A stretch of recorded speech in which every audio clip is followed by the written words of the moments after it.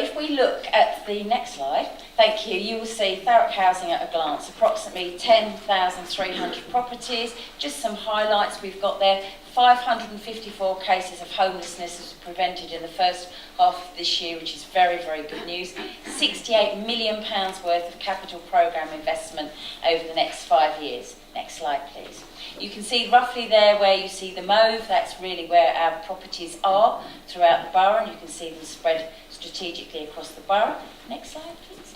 The transformation programme within housing, we're looking that this will save over 1.7 million during the 5 years. We've got some administration savings, maintenance savings, as well as we're looking at where we close the local housing offices, now been let out for community use, is actually generating a 60k saving towards that, as well as enabling our officers to get from behind the desk and actually out face-to-face with our residents, which is really proving to be very, very successful. The housing performance in October, and you probably won't be able to see that, but there are mainly all good news and we're all moving in the correct direction. And I think what we need to look at is obviously the average reletting time in October was 27.9 days. The number of complaints received was 53. And the satisfaction with repair service, this was September's data, but it's actually running at 85%. And as you can see, with the level of rent collection, we're actually above target. Thank you. If we look at our repair service, we are going to be taking the repair service to housing overview and scrutiny in January, because we do believe that there is more that we can do and getting our tenants more engaged with actually coming to the party on some of the repairs. The 5-year contract now is in consultation with residents and members, because members will be mindful that that actually was terminated with the previous provider. Obviously the current performance, you see there, the emergency repairs completed within target, over 97%, urgent repairs, and the number of routine repairs. I think it's very, very important to say that what we look at on average with our 10,300 properties, they will have on average 3.4 repairs, because our stock is old and our stock needs work. So with the transformation programme that we're doing, an investment of 68 million over the next 5 years, we should actually start to see the amount of responsive repairs coming down on each property. And I think that's a really good news stories. And we talk like with the capital programme, currently we've actually refurbed over 500 properties with either kitchens, bathrooms and rewiring.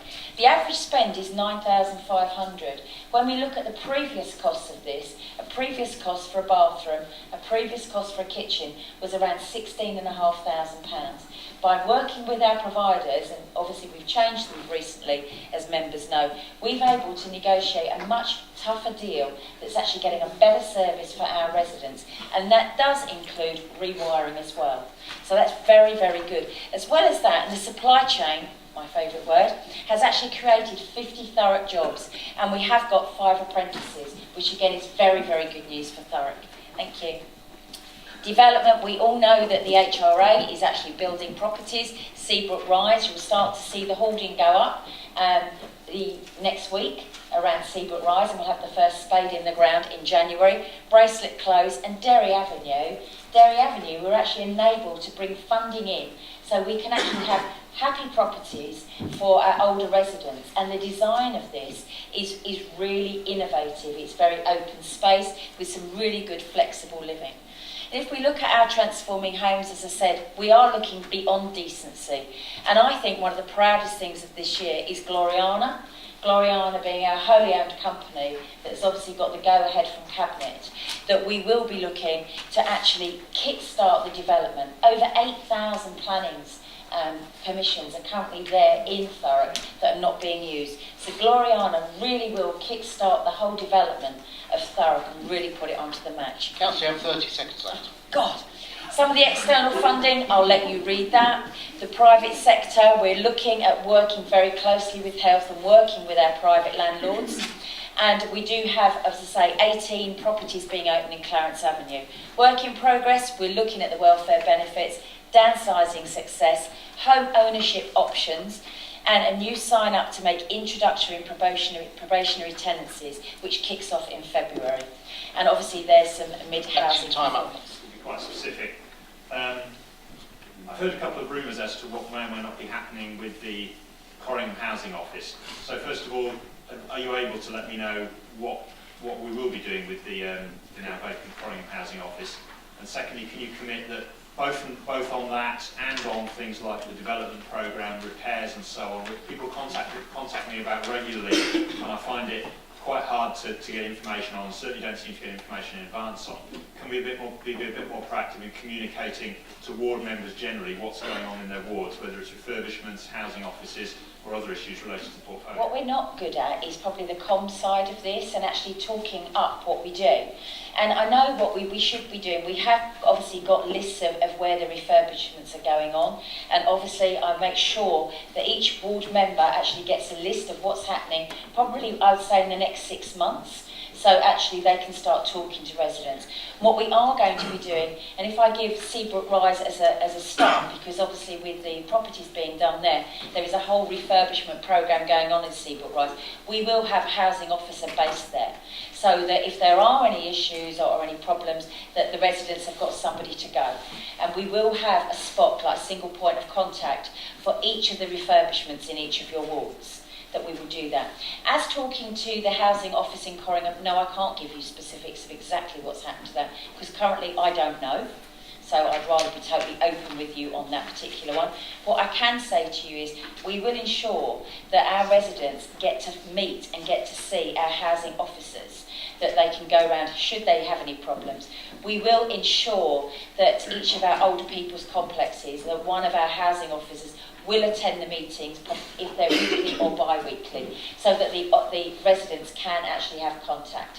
And I'm sure that we've spoken about it, that our housing officers, and it can't be sort of every week, but on a monthly basis, would happily, if you wish, attend one of your surgeries with you, if you feel that you're getting a lot of issues. And yeah, it's something we do need to improve the communications. And actually, we should be jumping from the rooftops saying what an amazing job we're doing with the £68 million that we're investing in our properties. Because, you know, when you look at the before and after pictures of a new kitchen, a new bathroom and rewiring, it is absolutely transforming people's lives. But, you know, I will assure you that for 6 months prior to something happening in your wards, you will get the information, so you know exactly what's going on. It's great to see that there is regeneration going on, and some of it looks very exciting. Can you let us know if there's any self-builds that are going to be happening? If there are, where they're going to be, and if they're not, if there are actually opportunities, because I know from experience in the past, self-builds have actually been very, very popular, and you know, improves people's skill base as well. Thank you. A long while ago, probably about 2003 in Tilbury, that was very successful. And to be honest, you know, it is something we're looking at, a whole range of opportunities and different things that we can do. And I'm sure if there was a scheme that came forward, we would actually work with people to you know, make it viable, and providing you get the payback, it's worth doing. But yeah, because we know that there are lots of opportunities of different types. As you know, when we were talking about going forward, you know, when we are building properties, they will be mixed tenure, where we're looking at affordable rent, we are looking at social housing, we are looking at the opportunity of shared equity, and obviously there will be opportunities for properties to be sold under Gloriana. And within that, as well as, whilst I can't predetermine Gloriana because I wouldn't be the decision making, I would lobby Gloriana to actually work with our residents to say a type of scheme that if you've lived in a property for X amount of years, that would actually, rather than getting a discount to buy a property, that would actually class as deposit for you to enable you to move. So there are all types of things that we're actually looking at within our own housing stock, but I know that the finance officer has given me daggers because we can't predetermine what we do under Gloriana because it's not in my room.